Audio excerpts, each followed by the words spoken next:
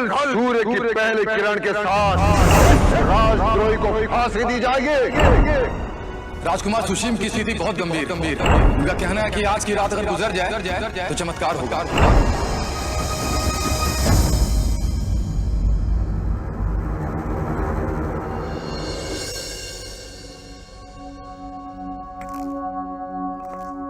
आचार्य, मुझसे ऐसी क्या भूल हो गई? मैंने ऐसे क्या पाप किया कि मुझे ऐसे दिन देखने पड़ रहे हैं? मेरे दोनों पुत्र जीवन के अंतिम क्षण में पहुंच चुके हैं और मैं उन्हें बचाने में असमर्थ हूं। आचार्य पुत्र, तुम्हारे एक पुत्र का जीवन बचाने का निर्णय तुम्हारे ही हाथों में है। और जहां तक मैं तुम्हें जानता हूं बिंदुसार, और जहां तक अशोक को जानता हूं, मैं विश्वास के साथ ही कह सकता हूं कि अशोक को मृत्युदंड देने का निर्णय पश्चाताप रूप न बने। यदि अशोक दोषी है तो उसे दंड अवश्य मिलना चाहिए, किंतु यदि मृत्युदंड देने के पश्चात अशोक निर्दोष प्रमाणित होता है तो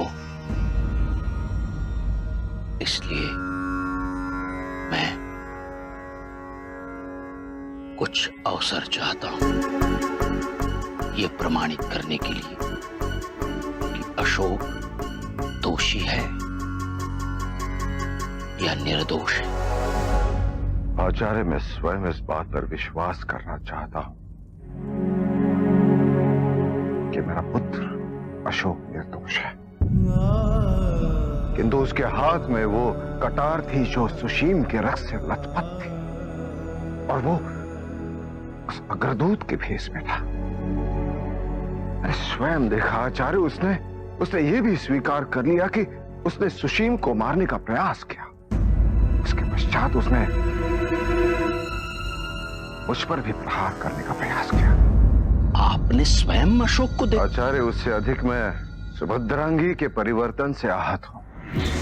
उसने मुझे स्वयं कहा कि उसे ज्ञात था कि अशोक और सुशीम के बीच में ईर्ष्या थी।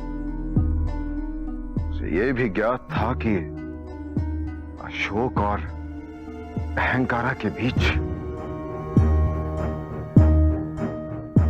उसे यह भी ज्ञात था कि अशोक ही अग्रदूत है।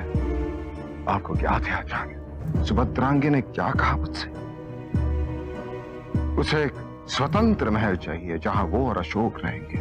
उसने मुझसे कहा कि अशोक को अपना उत्तराधिकारी घोषित करें, अन्यथा वो जानती है कि कैसे अशोक को अपने अधिकार दिए जाए।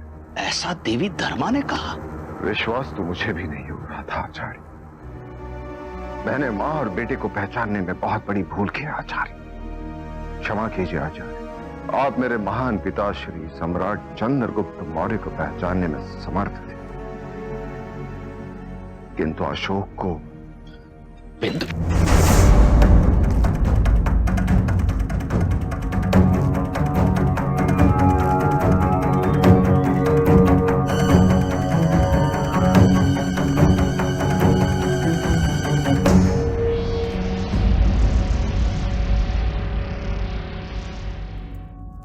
आपने आने में बहुत विलंब कर दिया आचार्य। जिस समय आपकी मुझे सबसे अधिक आवश्यकता थी, आप मेरे समीप नहीं थे। अभी भी विलंब नहीं हुआ है अशोक। यदि तुम सत्य बताते हो तो मैं तुम्हें न्याय दिला सकता हूं। मैंने भूल किया है आचार्य। भूल तो तुमने की है और इसमें कोई संदेह नहीं।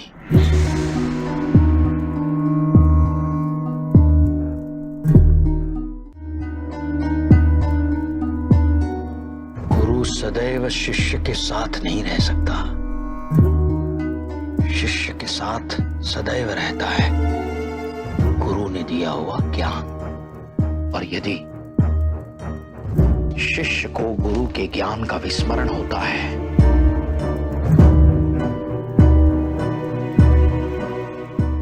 क्या कर सकता है, और तुमने यही भूल की है। मैंने तुम्हें सचेत किया था कि कोई भी निर्णय भावनात्मक और हृदय से नहीं लेना चाहिए, और तुमने यही भूल की है।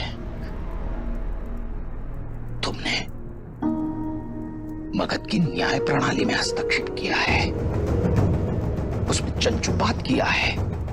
अग्रदूत बनकर मगध की न्याय प्रणाली की सुरक्षा करना तुम्हारा दायित्व है पुत्र, और तुमने मगध की न्याय प्रणाली की अवहेलना की है, अवमानना की है। विवश था आचार्य, मेरे पास कोई विकल्प नहीं था। विकल्प हर मनुष्य के पास होता है पुत्र, किंतु विडंबना यह है कि हर मनुष्य स्वयं को जो स्वीकार्य है ऐसा ही विकल्प ढूंढता है। प्रजा के साथ अत्याचार हो रहा था, अन्याय हो रहा था उनके साथ। न पिताजी याद, न आप। मैंने विकल्प ढूंढने का प्रयास किया, पर मुझे दंडित किया गया। तुम्हें धैर्य रखना चाहिए था पुत्र। तुम्हारी शीघ्रता का क्या दुष्परिणाम हुआ है ये तुम्हारे समक्ष है। मैं सत्य सुनना चाहता हूं अशोक।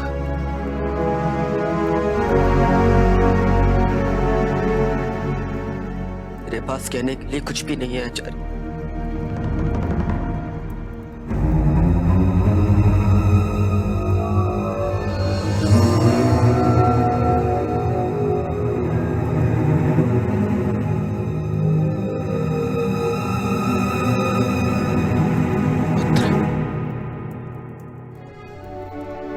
निहारने के पश्चात उसी अद्भुतता की अनुभूति हुई थी, जिस प्रकार की अद्भुतता की अनुभूति मुझे तुम्हारे पितामह सम्राट चंद्रगुप्त मौर्य को देखकर हुई थी। जो आशाएं चंद्रगुप्त को देखकर जागृत हुई थी, वही आशाएं तुम्हें देखकर जागृत हो उठी थी पुत्र। और मुझे संपूर्ण विश्वास है अशोक, जिस अखंड भारतवर्ष की स्थापना मैंने और सम्राट चंद्रगुप्त ने की थी, उस अखंड भारतवर्ष की सुरक्षितता केवल तुम्हारे ही हाथों में सुरक्षित रहेगी। ऐसा ही मुझे लगा था पुत्र। पर आज तुम्हारे पिताश्री ने मुझे ये कह दिया कि मैंने तुम्हें पहचानने में बड़ी भूल की है।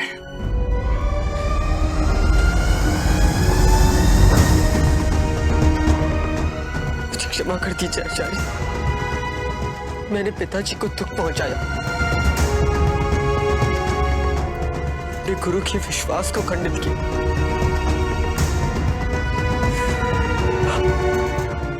मेरे लिए मृत्यु तक उपयुक्त है।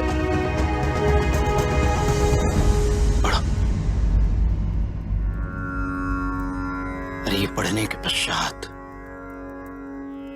इसमें लिखा गया कोई भी शब्द या कोई भी अक्षर तुम्हें असत्य लगे तो मैं ये समझ लूंगा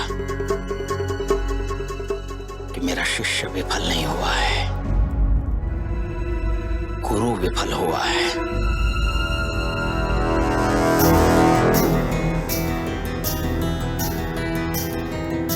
सुशीम ने अग्रदूत पर आक्रमण किया। अहंकारा ने अग्रदूत को बचाने के लिए सुशीम को छुरा भौंका।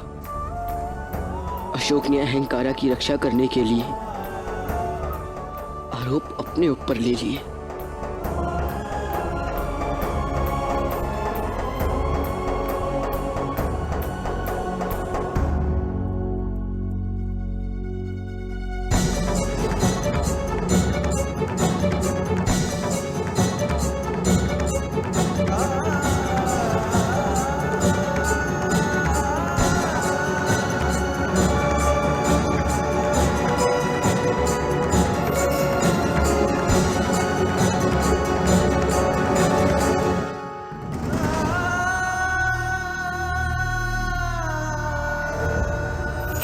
गुरु अपने शिष्य को दिलाएगा, चाहे उसे अपने प्राणों का बलिदान क्यों ना देना पड़े,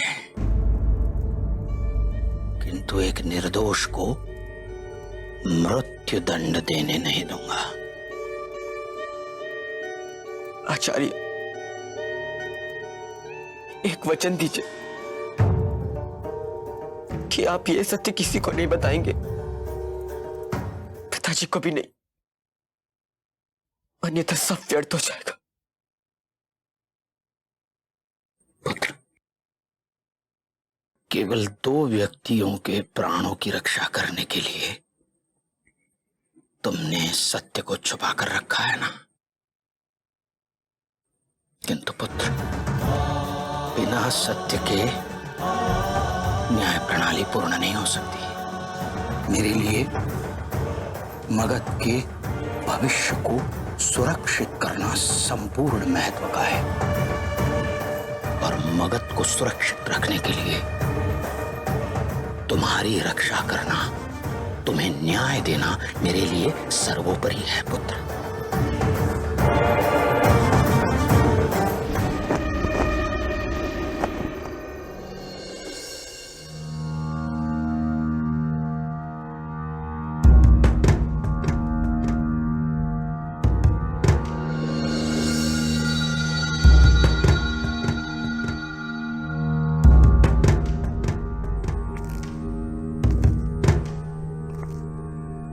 अब आप क्या करेंगे आचार्य?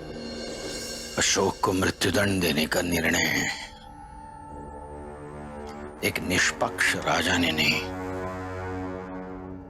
एक भावुक पिता ने लिया है। अर्थात अशोक संकट में अपराध के कारण नहीं, न्याय न होने के कारण है। मैं जानता हूं कि अत्याचारी अग्रदूत एक बहरूपिया है, और मैं ये भी जानता हूं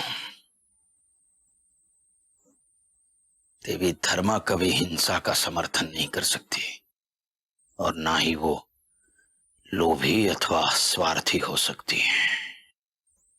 किंतु इन लोगों ने देवी धर्मा और अशोक का चित्रण सम्राट के समक्ष ऐसा प्रकट कर दिया है, भयंकर है। और सुशीम मृत्युशैया पर है। अशोक को निर्दोष प्रमाणित करना मुझे असंभव प्रतीत हो रहा है। कल सूर्योदय के साथ साथ अशोक को मृत्युदंड दिया जाएगा, और मेरे पास इतना भी समय नहीं है कि अशोक की निर्दोषिता प्रमाणित करने के लिए मैं प्रमाण एकत्रित कर सकूं। आचार्य, यदि सुशीम की ऐसी दशा नहीं हुई होती तो संभव था कि हम अशोक को मृत्युदंड से बचा पाते, किंतु आचार्य, सुशीम पर किसी भी प्रकार के उपचार का कोई भी प्रभाव प्रत्यक्ष नहीं हो पा रहा है, और यही कारण है कि सम्राट भी अशोक के विरुद्ध है। आचार्य, कल्पना कीजिए, यदि सुशीम के जीवित होने की संभावना प्रत्यक्ष होती तो क्या सम्राट तब भी इतना बड़ा निर्णय लेते? अब तो कोई चमत्कार ही अशोक को बचा सकता है आचार्य। तुम ठीक कह रहे हो राधागुप्त। अब तो कोई चमत्कार ही अशोक को बचा सकता है, और मैं जानता हूं वो चमत्कार कौन कर सकता है।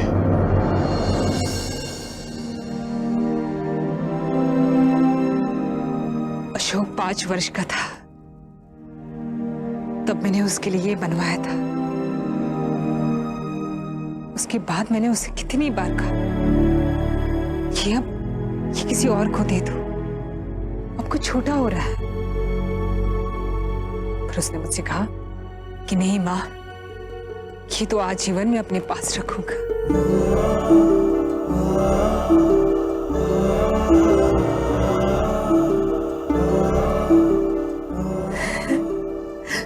और इसे तो देखो, इसका तो हाथ भी नहीं है। अशोक ने कहा ये भी मैं अपने पास रखूंगा मां, क्योंकि ये आपने मेरे लिए बनवाया। रानी धर्मा, ज्यादा वक्त नहीं है मेरे पास, आप मेरी सहायता कीजिए। कल प्रांता ही वो हमें सबको छोड़कर चला जाएगा और उससे पहले मुझे ये सब उसे देना है। कुछ नहीं होगा अशोक।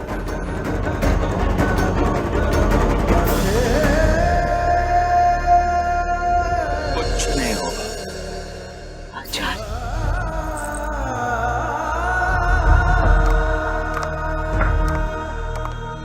मैं उसे मरने नहीं दूंगा। ये मेरा वचन है आपको। सत्य, अब बचाएंगे उन्हें? केवल आपकी सहायता से। देवी, मगध की न्याय प्रणाली ये कहती है कि यदि कोई भी व्यक्ति यदि राजवंश की हत्या करता है तो उसे निश्चित रूप से मृत्यु दंड ही दिया जाना चाहिए। किंतु यदि राजवंशी की मृत्यु नहीं होती तो उस व्यक्ति को, जिस व्यक्ति ने उस राजवंशी की हत्या करने का प्रयास किया है, उस व्यक्ति को केवल हत्या के प्रयास के लिए ही दंड दिया जाना चाहिए। देवी, आप सूर्योदय होने से पूर्व केवल सुशीम के प्राणों की रक्षा कीजिए। मैं अशोक के प्राणों की रक्षा करूंगा। इसके पश्चात ही अशोक की निर्दोषिता प्रमाणित करने के लिए मुझे समय मिलेगा। देवी, अशोक को बचाने के लिए केवल एक ही उपाय है, सुशीम को मरने नहीं देना है। और मैं जानता हूं ये चमत्कार केवल आप ही कर सकती हैं।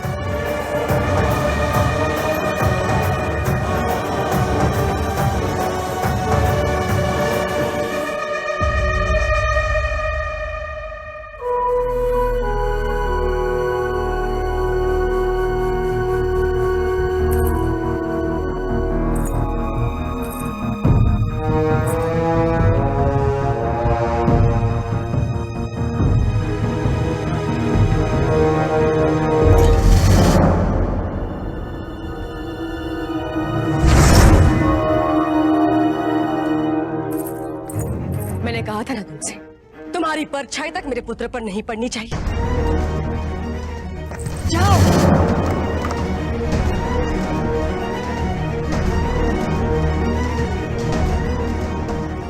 महारानी चारुमित्रा, हो सकता है कि सुशीम के प्राणों की रक्षा के लिए ये एकमात्र संभावना हो। ओह, तो आप लेकर आए हैं इसे।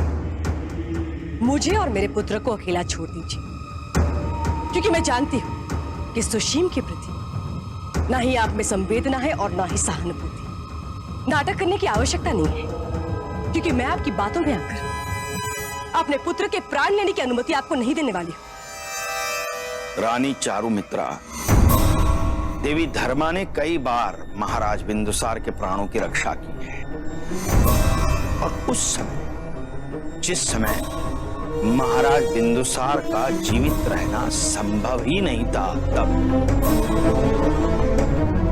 और उन चमत्कारों का मैं ही नहीं, आप भी तो साक्षी रही हैं। एक अवसर दीजिए इन्हें। अवसर? कैसा अवसर? जो कार्य इसके पुत्र ने अधूरा छोड़ा उसको पूरा करने का अवसर?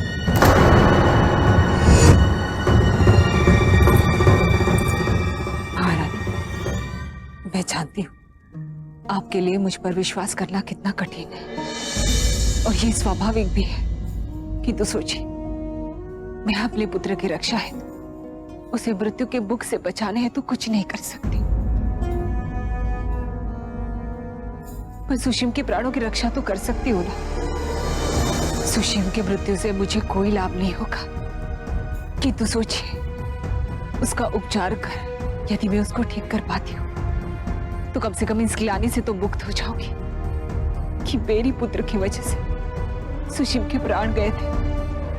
कल या तो हम अपने दोनों पुत्र खो सकते हैं या एक पुत्र बच सकता है।